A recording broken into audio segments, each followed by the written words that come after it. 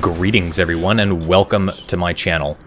I'm your host Captain Bry, and today's video is going to be a little bit different than what you're used to. This video is going to be a double feature replay of the same battle in similar ships here in World of Warships. The first replay comes to us courtesy of Magnus 392, who is playing in the Tier 9 US destroyer, the USS Fletcher, one of my personal favorites. As the battle gets underway, it's north, it's domination match mode, and Magnus is not alone in going up towards the B cap point. Specifically, if you've already figured out who the second replay is going to be from, you can see myself back over there headed towards the B cap point.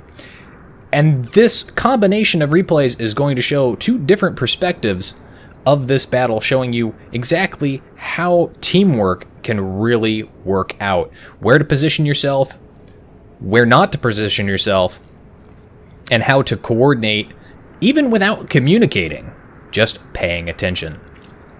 Now, it is a Tier 10 battle. Both teams have 5 destroyers per team. The enemy team has 2 Gearings, a Shimakaze, a Fletcher, and a Yugamo.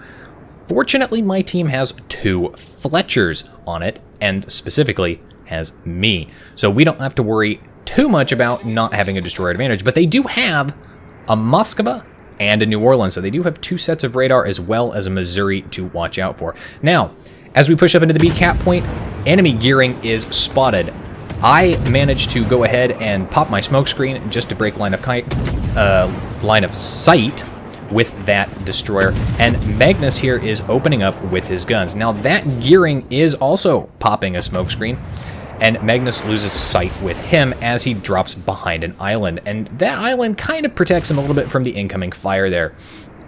Now Magnus is going to go ahead, he's got his torpedo ready to go, so he's going to go ahead and drop a set into that smokescreen. Not really sure where that gearing went. He could be anywhere at this point. Magnus is going to get himself turned around and kind of determine where to go. Now you notice that I'm still sitting in the B cap point and I'm trying to capture it, but I have to be careful because there are radar ships out and about.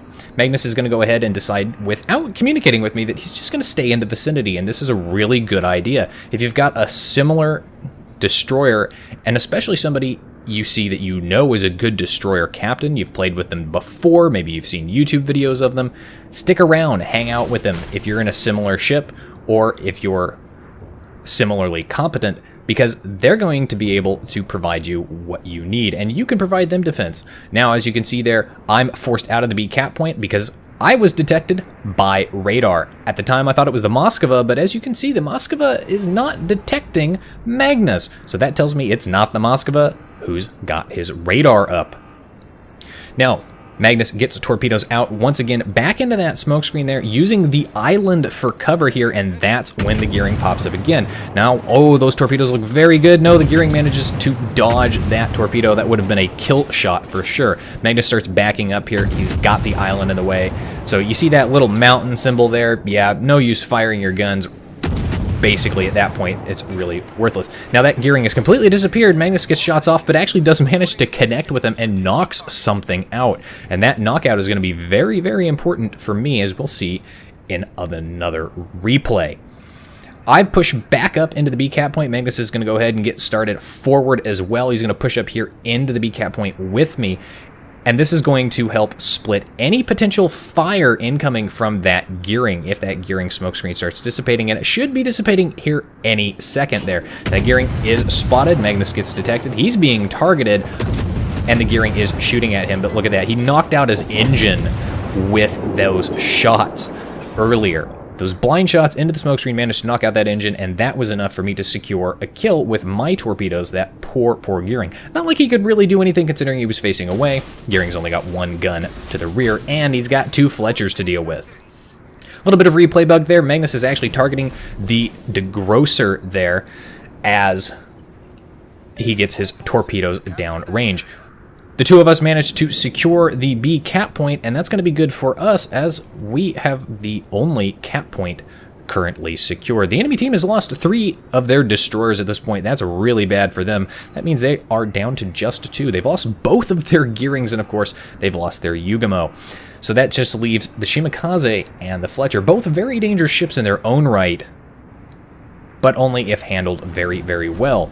However, my team has begun to start pushing around. They went to C in force, and we do have at least one who's gone to D, which is fine. In this particular case, he's not really doing anything. Magnus manages to connect on that degrosser with torpedoes, but not enough to kill him outright. You can see there, friendly smokescreen laid by myself, getting shots off there. Now, I know that degrosser is very, very close to death.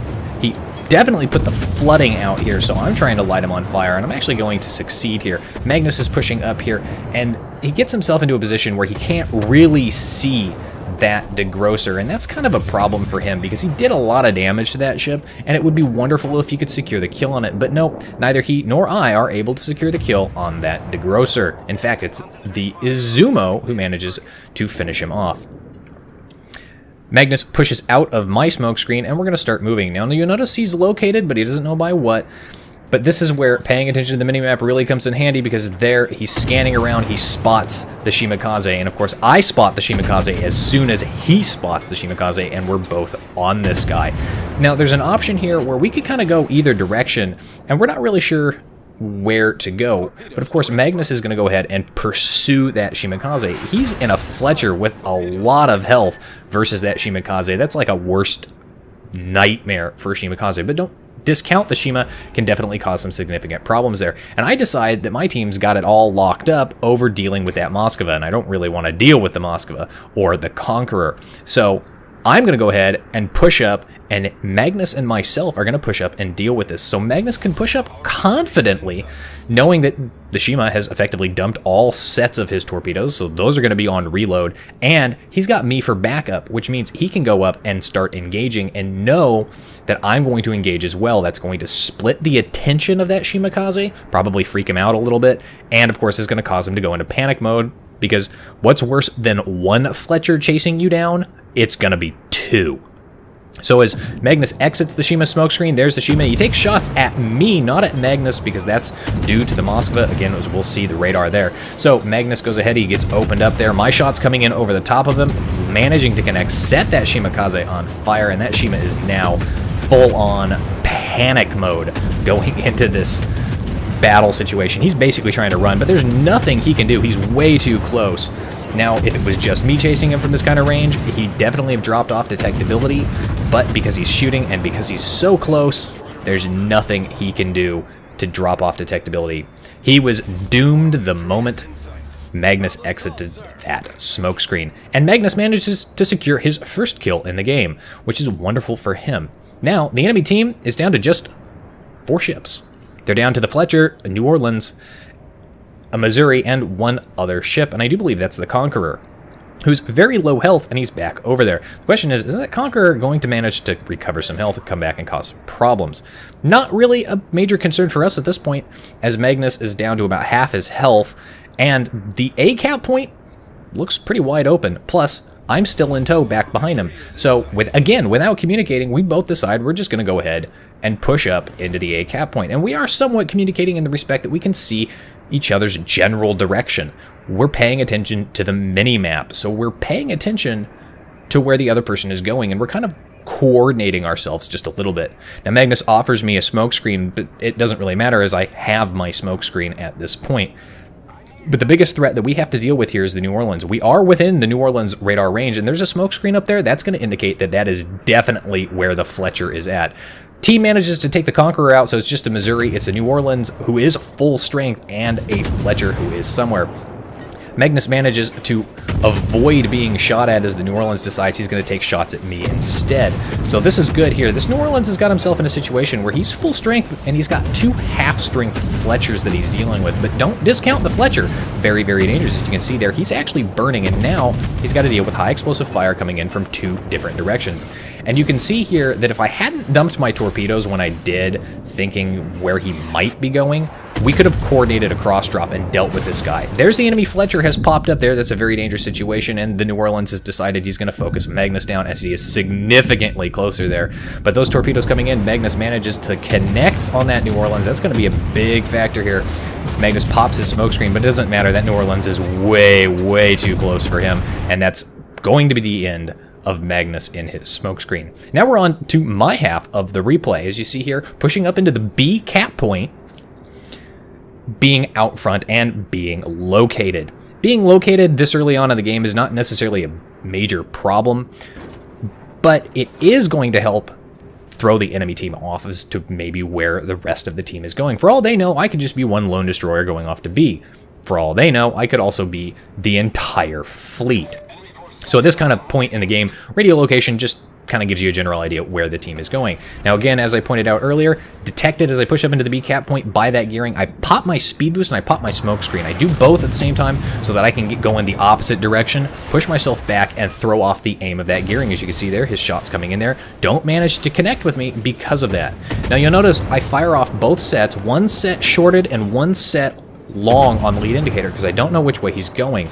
Now the smart move here for that gearing would just be to pull a hard turn, and that is in fact what he's going to do. But pay attention to that second set of torpedoes going towards the other channel there, because I launched those off kind of not really sure where he was going, and I'm not paying attention to this particular moment, but look, I just connected with something and killed it.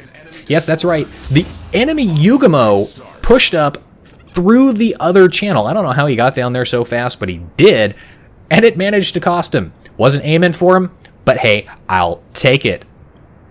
Now that gearing is still on fire. As you can see, my damage counter still going up, and that is very, very nice. I am detected here. Originally, I thought it was the Moskva because I am inside the Moskva's radar detection range, and I'm just going to go ahead and bug out. But that's actually radar probably from the Missouri or possibly the New Orleans. And because one of them popped their radar, it forced me to move. If they hadn't have done that, I probably would have died to torpedoes from the gearing here as they come in. Instead, I bug out, get myself away from the situation, that danger zone, and avoid those torpedoes. But of course, as you can see, the enemy team pushing up, capturing C, and they are going to manage to achieve that. But because they've lost one of their destroyers so far, they are still down on points. So this gives my team enough time to get back into the fight, to push up there. But now we've lost a destroyer of our own, and that means that the enemy team is now in the points lead. But there's that gearing just barely avoiding the torpedoes from Magnus. Now I open up on him, I get shots out there, I managed to reset up a few times, and again, there's Magnus's shots going out there, and as you can see, you can hear them, they connect there. So he manages to connect there, so I know he's back up there, but you'll notice the cap's not counting anymore, so he's definitely left the cap, so I'm just going to dump torps down that channel. I don't know where he's going to be down there. Smokescreen is dissipating here, so that means that the gearing smokescreen is also going to be dissipating. Now I stop here, I'm kind of broadside on, I'm not sure what's going to be the case here. I don't want to be caught out in the open against that Moskva, but that Moskva looks like he's dealing with other things. There's the gearing, and you can see there his engine is knocked out. Now I get shots off, Magnus is getting shots off. It's kind of a question who's going to get the kill, but my torpedo manages to reach it before either of us can secure a kill with our guns, which is nice. I love killing destroyers with torpedoes. Now, free to go ahead and capture the B cap point uncontested and unmolested. Friendly teammates are over at the D cap point capturing D, and we've pushed into C. So now we are challenging C. Actually, we're capping C because they're not challenging anymore. They've been pushed back there quite heavily. Now I'd like to get torpedoes off at these battleships, these nice fat juicy targets, which are just damage sponges, and I love high damage games. Magnus's torpedoes headed out there, pushing up. I originally thought he launched those at the gearing after my torpedoes, but after having watched the replay, I know that he is actually targeting that degrosser. Now I want to get that degrosser as well, but there's also that Conqueror in the back there, and I'm not kind of sure. Now the Conqueror is turning hard. I fire off those torpedoes at the degrosser, but the degrosser is actually stopping.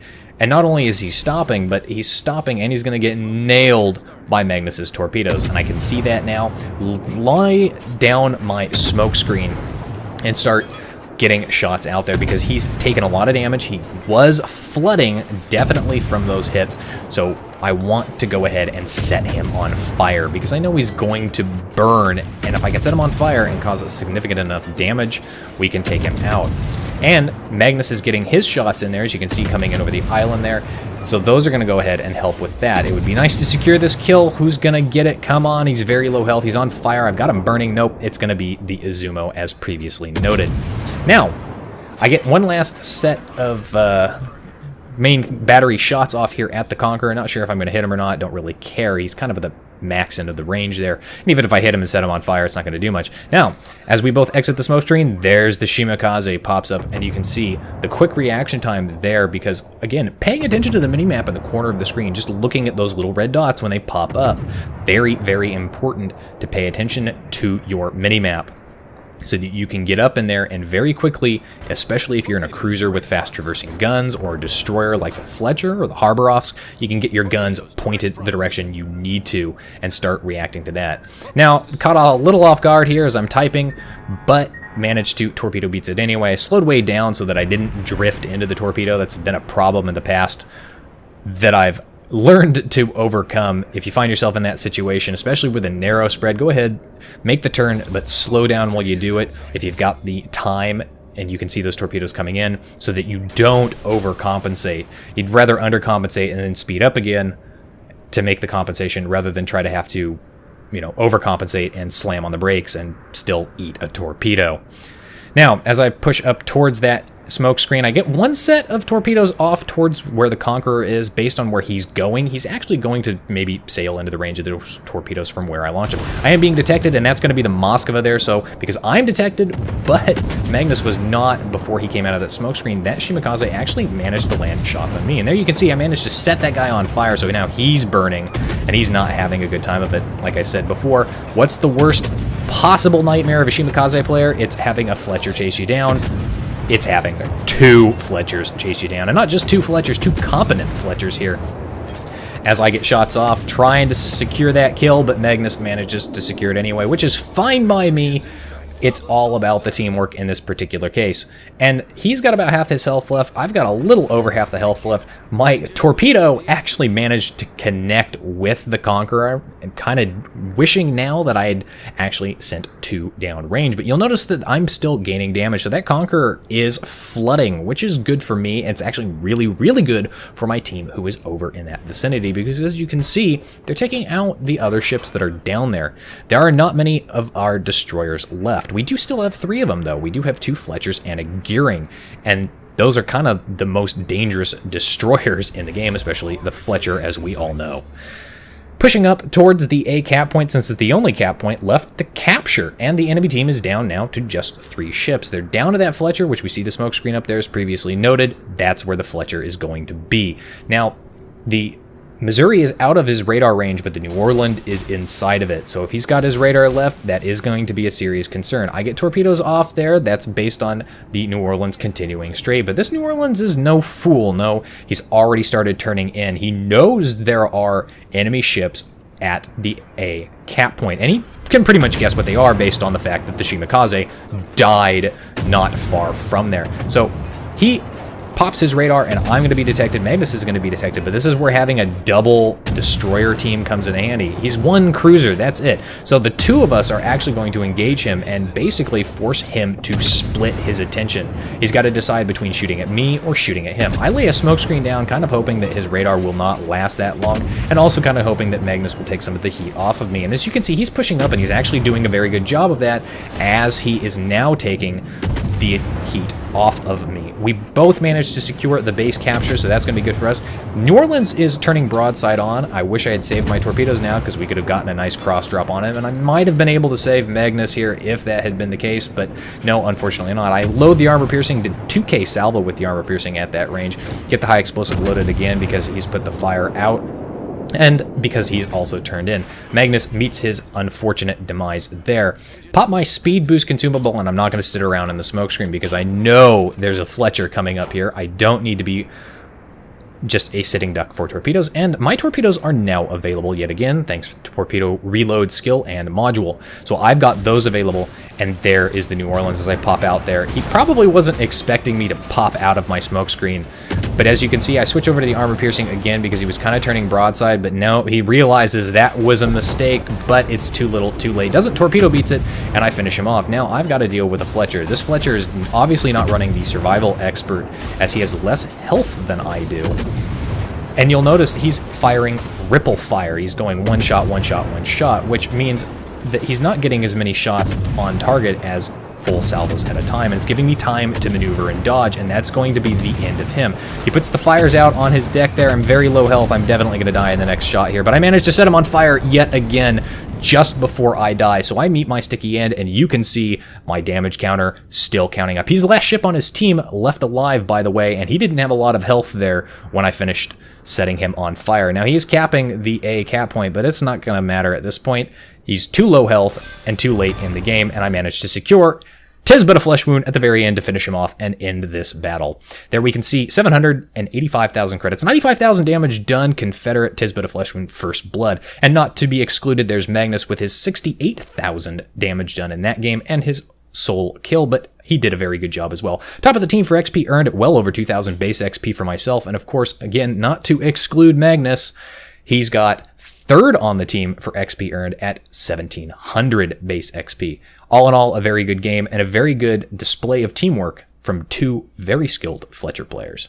Anyway, that's going to be it for today's video, folks. If you liked the video, hit that like button, hit the subscribe button, leave a comment down below. If you'd like to get semi-regular channel news and updates, you can do so by liking and following me on Facebook. If you'd like to help support me in the channel, you can do so by becoming my supporter on Patreon. Patreon supporters will receive additional perks and shout-outs. If you've got a replay like this one that you'd like to see featured on my channel, you can send it to my email. And if you'd like to watch me play various games live, you can do so by following me on Twitch. You can find the links for all of those in the video description down below. And as always, I'll see you next time. This is Captain Rye, signing off.